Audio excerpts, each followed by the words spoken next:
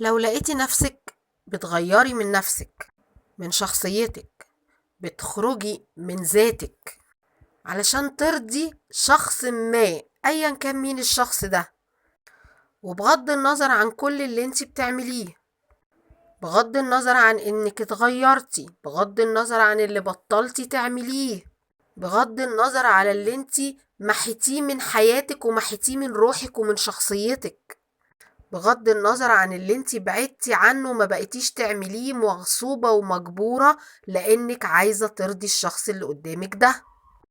بصرف النظر عن كل ده، الشخص ده برضو مش سعيد ابدا ابدا. مهما تعملي هو برضو مش راضي، هو برضو مش مبسوط. لما تلاقي نفسك كده، اعرفي ان المشكلة مش منك انتي، المشكلة مش فيكي انتي، المشكلة فيه هو. وبالرغم ان المشكلة فيه هو، لكن برضو الديناميكية اللي هو بيستخدمها معاكي دي عايزة تقولك انتي حاجة مهمة جدا عن نفسك. اللي هي عايزة تقولهولك الديناميكية دي او الطريقة اللي هو بيستعملها معاكي دي، عايزة تقولك ان النوع ده من الاشخاص ما بيدورش ابدا ابدا على ازاي يكون سعيد. هو مش عايزك تحسسيه بالسعادة، مش عايزك تحسسيه بما يكفيه عن نفسه. انا عارفة ان صعب اللي انا بقوله، بس هحاول اوصله لكم وابسطه لكم اكتر. لما كنت في علاقة نرجسية كنت بسأل نفسي طول الوقت، مين ما يحبش يكون مبسوط؟ مين ما يحبش ان مراته كل اللي شغلها انها تسعده؟ النرجسي الخبيث هو ده اللي ما يحبش كل اللي بقولكوا عليه ده. لو انت عايشة مع نرجسي فهو ما بيدورش ابدا على حد يخليه سعيد، هو بيدور على حد يسيطر عليه، بيدور على حد يكون دايما دايما معيشه في حالة من القلق والتوتر والفوضى.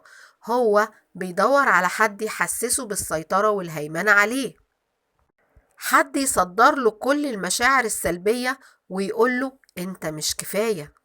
هو دايما بيقولك انت مش كفاية وبيصدر لك المشاعر دي. يعني مثلا مهما تعملي ما بترضيهوش.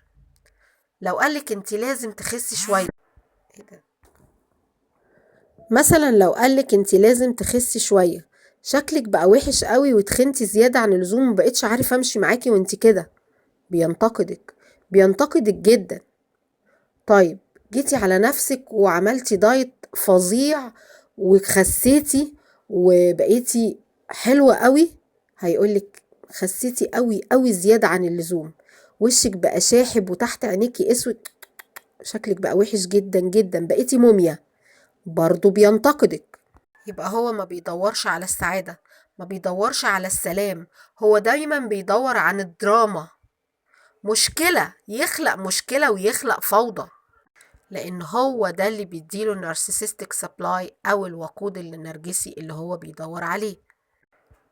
الامر الاصعب بقى اللي عايزة اقولهولك، رغم ان اللي فات ده صعب جدا، تلاعب يعني فظيع، لكن لما بتكوني انت على استعداد ان انت تقطعي حتة منك ومن روحك ومن شخصيتك علشان ترضيه، انك طول الوقت بتعملي اقصى ما عندك علشان ترضيه،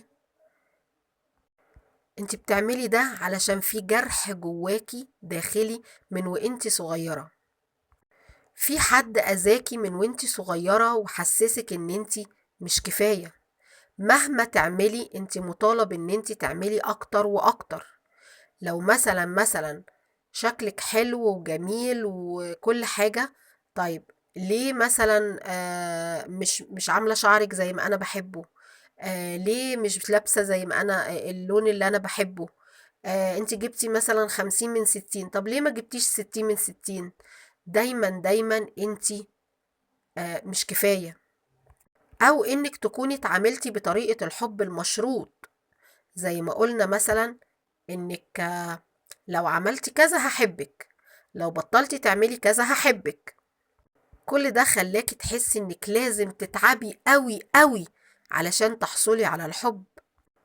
انت اتعودتي على كده، بقى مألوف بالنسبة لك انك تحاولي وتجدي وتجتهدي علشان تحصلي على رضا الشخص اللي قدامك. اللي انت محتاجاه جدا في الوقت ده انك تعالجي الجرح القديم ده. محتاجة تتعلمي تحبي نفسك بدون قيد او شرط، لانك لو ما عملتيش كده، لو ما دخلتيش لجرحك الداخلي وشافتيه، لو ما حبيتيش نفسك بدون قيد او شرط، لو ما قلتيش لنفسك كل الجمل اللي بتخليكي تحسي بتأنيب الضمير واحساس الذنب طول الوقت، وانك مقصرة، وانك ما عملتيش اللي عليكي، وانك كان ممكن تخلي العلاقة دي احسن لو كنتي عملتي كذا وكذا وكذا، وانك مش الشخص المحبوب قوي يعني، لو فضلتي تقللي من نفسك بالطريقة دي مش هتخفي أبدا. لازم تخفي داخليا، لأنك لو ما عملتيش كده هتتشافي خارجيا من العلاقة، لكن مع الأسف هتفضلي تجذبي لنفسك أشخاص مسيئين وأشخاص نرجسيين زي اللي كنتي معاه بالظبط.